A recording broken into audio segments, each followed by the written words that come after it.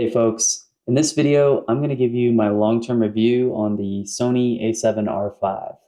Who's this camera for, and should you consider giving it a purchase?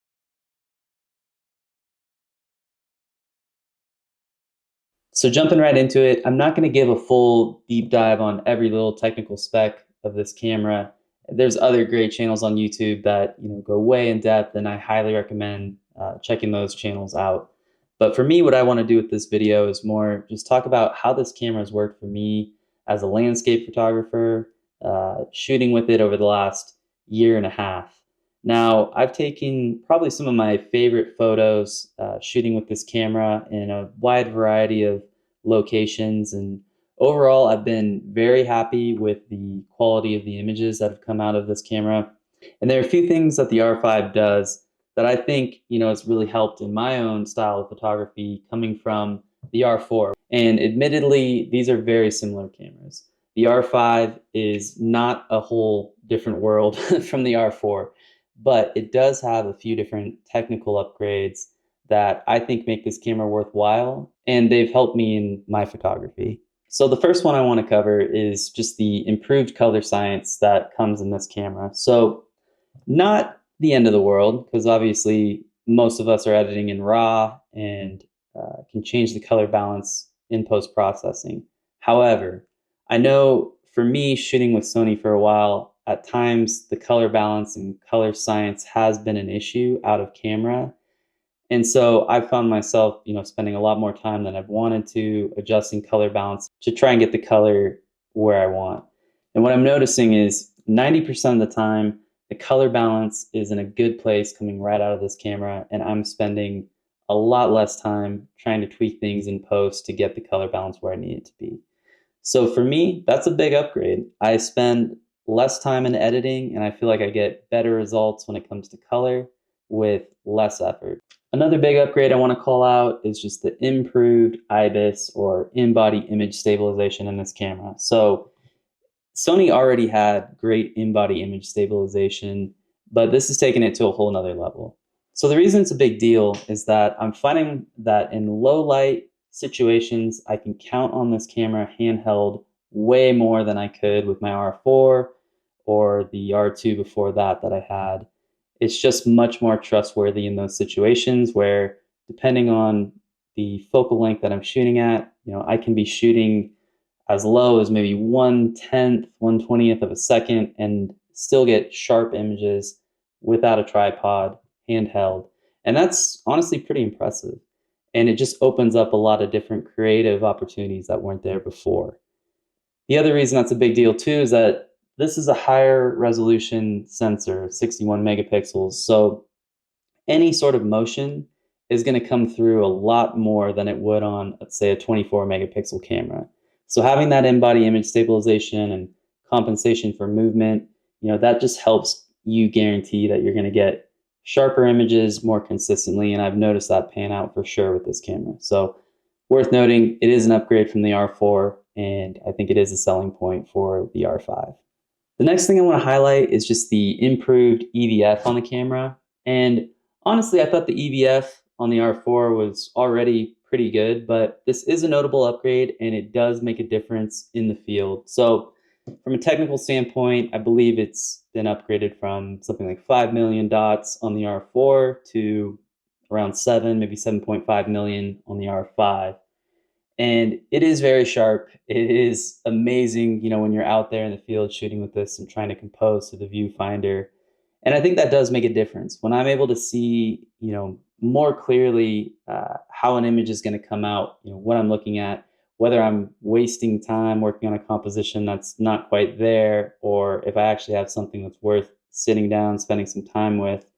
Having the sharper EVF does make a difference in me being able to tell what I'm working with in the field, and then avoid getting back into post and realizing that I spent, an hour on a composition that wasn't great because it kind of looked good through the viewfinder, but actually wasn't good enough once you blow it up on a big screen. So having the sharper EVF does help with that to an extent, and I think it's worth calling out as a consideration point if you're thinking about upgrading. Another improvement on this camera worth mentioning is just improved autofocus and tracking.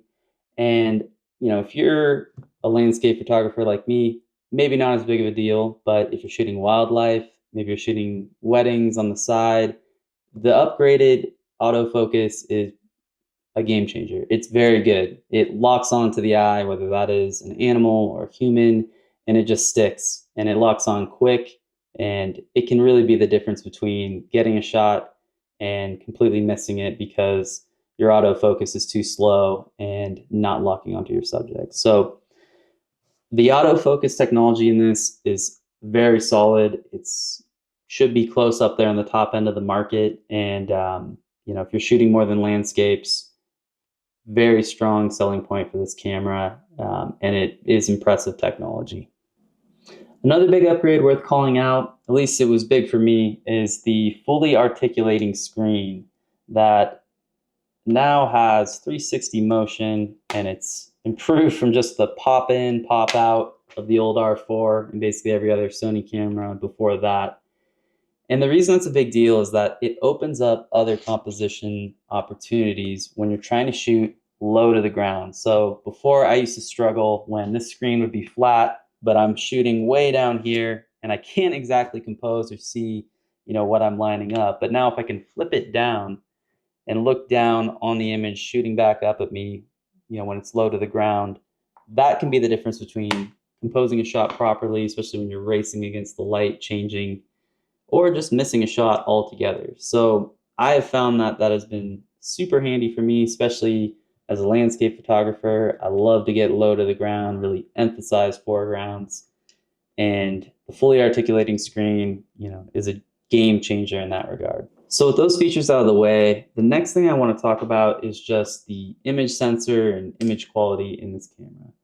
So if you're coming from the R4, really not much of a difference, if any. It's the same sensor, which, by the way, was an amazing sensor. So that's not at all a knock. You get the 61 megapixel high resolution sensor, and the files out of this camera are amazing. Now, the first thing I want to talk about when it comes to the sensor on this camera is just the high dynamic range. It is really strong. And what that means practically is that I spend way less time trying to shoot multiple exposures, one for the highlights, one for the shadows. And instead, I can get most shots just within one file. And if I go and lift the shadows on a darker image, the noise is mostly minimal, and same with the highlights. I can recover them to a very large extent as long as I'm not way over to the right. And so the high dynamic range is important because I'm having to go through less files, less storage. I can get a lot more shots in one and not have to waste time doing multiple exposures.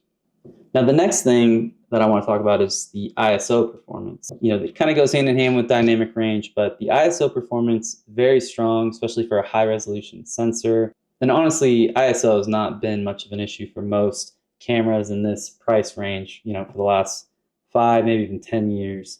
ISO is less of a problem these days, and especially with really strong denoising software, you can clean up high ISO images fairly well. But in regards to this camera, I've found that, I can push it up to 6,400, 8,000, and still have a usable image. I could probably even go higher than that, and especially with the denoising software, still get an image that works. It's just not much of an issue. However, what I will call out is that with higher ISO, even though you will get usable images, the resolution will take a bit of a hit. I wouldn't expect to be able to crop into an image that I shot at 8,000 the same way that I could crop into an image that I shot at maybe ISO 100. So keep that in mind. You will lose a bit of resolution going up higher with the ISO, but overall you'll still get clean images that you'll be happy with. Now, the last thing I want to talk about when it comes to camera functionality is just the video performance on this. So it's good. It's a Sony camera. Video performance is strong. However, I would say if you're purely a video shooter, probably not the camera for you. But if you're a hybrid shooter, you're shooting a lot of stills, and you want to do some video on the side, maybe some B-roll, this camera is good enough. The video is good. There is a crop factor at 4K, but if you're shooting at 50 millimeters anyways, less wide shots, it's not going to be much of an issue for you. So The video is strong. I just wouldn't recommend it for someone that's purely into videography. Hybrid shooters makes a lot more sense. Now, outside of features with this camera body itself, the other big selling point for me and why I've been with Sony for good, probably 8 years now, is just their system itself, including the lenses, which are very sharp. They've just released revisions for basically the whole Trinity, 16 to 35, 24 to 70, and the 70 to 200. And I've invested in all three of those lenses, and I've not been disappointed. The image quality coming out of those lenses is amazing, and it complements, the high resolution sensor on this camera. And on top of that, Sony has a great system with third-party support for lenses. So, if you're looking for other lenses on more of a budget, Sigma, Tamron, they make great lenses that are very close to, the image quality that you'll get on one of Sony's own, G Master lenses, but at a fraction of the cost, maybe some, concessions, but you can get good image quality on a budget due to the third-party lenses that Sony allows on their system. So big selling point. And the other thing is just that Sony is a technology company first and foremost. And what that means to me is that they're always going to be on the cutting edge, or at least very competitive with the other camera manufacturers, because they're constantly pouring R&D money into improving their technology. So for me, at least, I feel safe in investing money into this system. Buying into a camera system is a big investment. You're going to be spending, thousands of dollars on lenses, let alone the body. And so you want to make sure that gear is going to last and that that investment is smart. So if you have a technology company like Sony that's constantly working on innovation with these cameras, I know that, the next few camera bodies they're going to come out with are going to be top end, and I can still use these lenses on it if I decide to upgrade. So I think, Sony is a camera manufacturer, solid bet, and they're cranking out great technology, great lens technology, and the image quality is superb. So with all that out of the way, who is this camera for, and who should consider purchasing it? If you're a portrait photographer, a landscape photographer, the image quality, the high resolution sensor on this camera, all the features that I mentioned, they make this camera a no-brainer. Now, if you're a sports photographer or a wildlife photographer, probably not as good of an investment. This can work for those genres, but Sony offers better options than their other camera lines that are a bit faster. This still can do the job. It does shoot, fairly fast FPS, but not as fast as some of Sony's other offerings. So landscape photography, portrait photography, this is a great camera. And if you're coming from, maybe the R4, it's not as big of an upgrade as I mentioned, and you really have to weigh the different features that I talked about and highlighted in this video and make a judgment call. Do you think they'll help your photography, or do you think they're just nice to have and just save the money? You have a great camera. The R4 is still an amazing camera. It just comes down to the features that you need. Now, if you're coming from the R3 or the R2, this camera is a big upgrade, both in image quality and all the technology features that I've been calling out. And I think it's well worth the upgrade. But outside of all that Sony love that I've just been pouring into this video over the last few minutes, honestly, all the cameras today at this price range, from Sony, Nikon, Canon, obviously Fuji, the image quality is amazing. It's hard to go wrong. It really just comes down to the features that you need for the type of photography that you shoot and your style. And will these features make a difference in your photography and help you reach another level? So I hope you found this review to be helpful. These are just my thoughts from using this camera for over a year now. And as you can tell, I like it very much. The technology is amazing. The image quality in this camera is amazing. I've been very happy with it. And yeah, I do think it's worth an upgrade, depending, what camera system you're coming from and what your needs are.